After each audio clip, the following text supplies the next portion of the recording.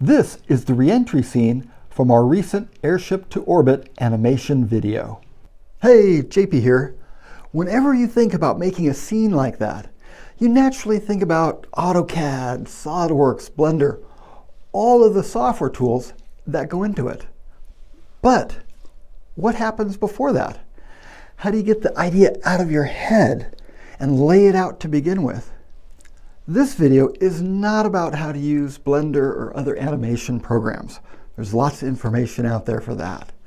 This is about everything that happens before.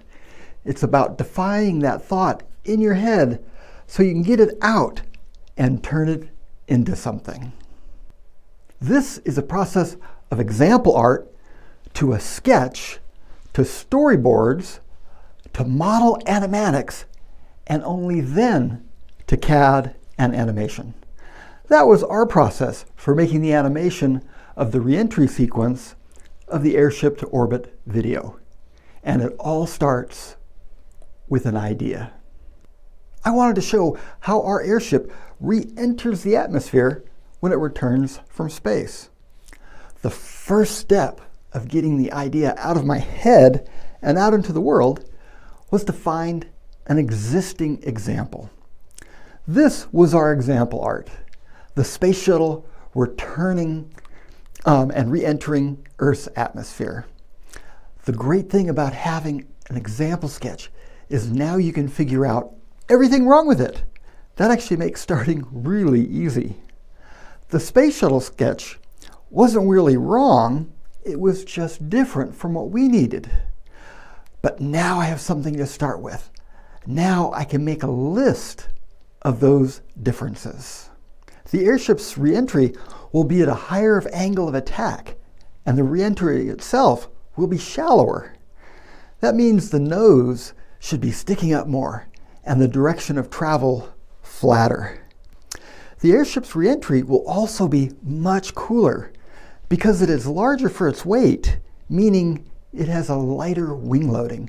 Because of this, you won't see the glowing plasma around it. However, the plasma does really give it a sense of motion. The answer? Cold blue flames to give it that sense of coming through the atmosphere. Now we move to the storyboard, and it starts with a single bad sketch.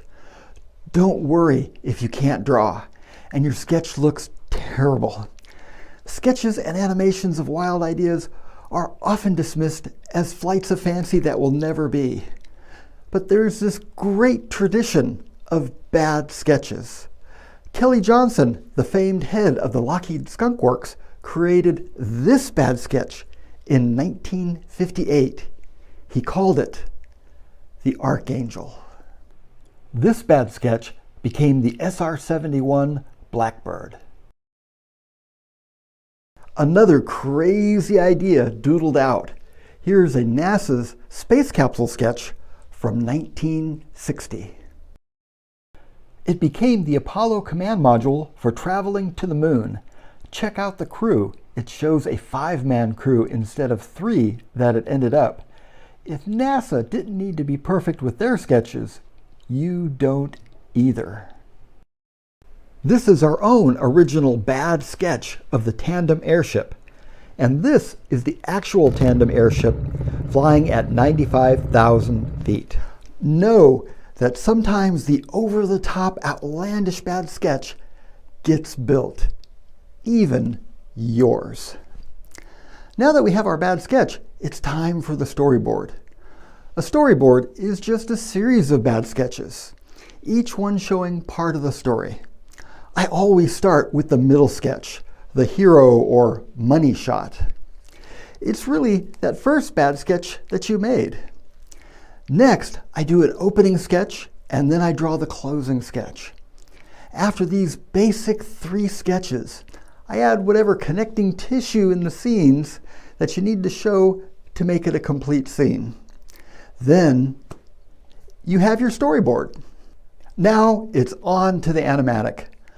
The storyboard explains the action, but it is not complete. The still sketches don't quite capture the flow and the speed of the action.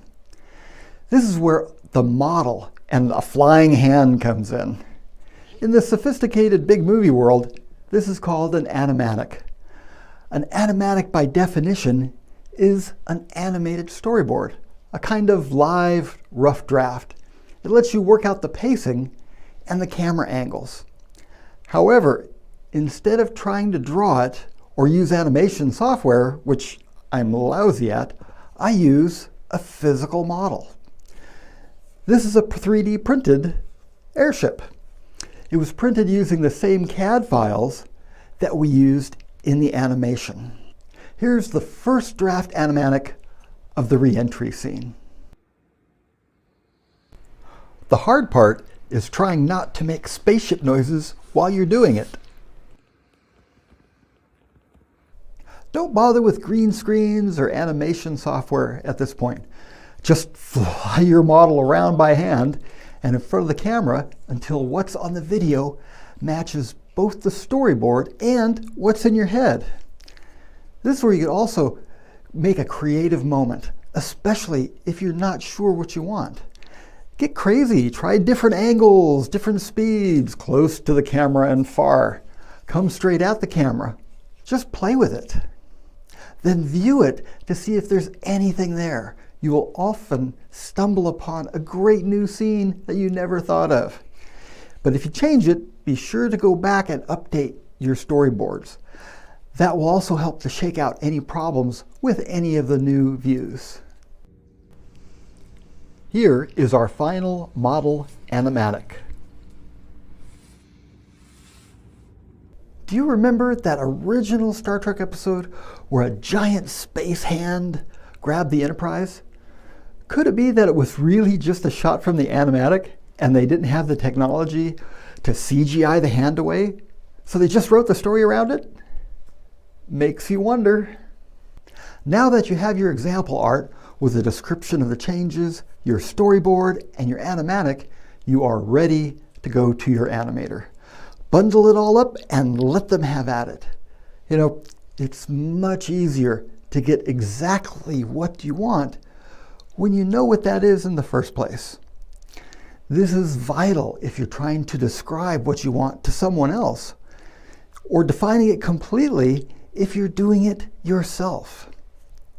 Here is the final result of our re-entry animation.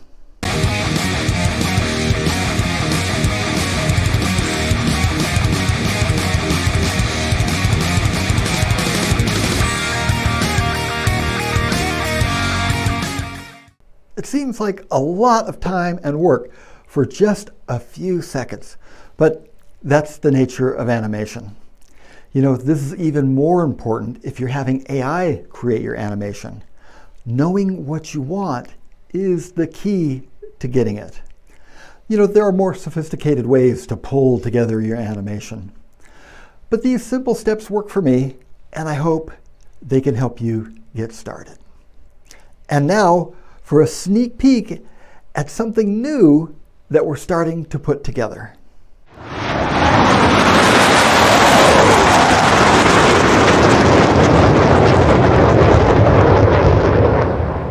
Be sure to subscribe so you don't miss the latest. I'm JP. Thank you for watching. JP Aerospace, America's other space program.